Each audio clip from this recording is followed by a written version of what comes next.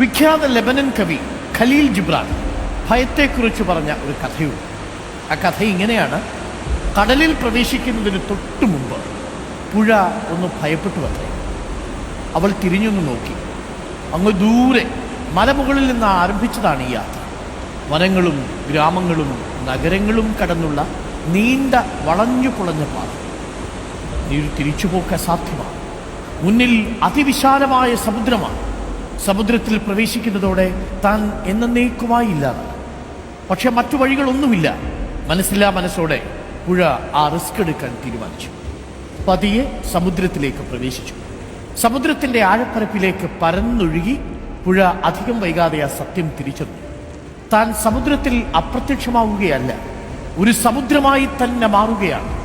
തീരുമാനങ്ങൾ എടുക്കുമ്പോൾ നമ്മളിൽ തന്നെ ഒരു പ്രതീക്ഷ വെച്ച് മുന്നോട്ട് പോവുക. പ്രിയപ്പെട്ടവരെ, നമ്മൾ ചിലപ്പോൾ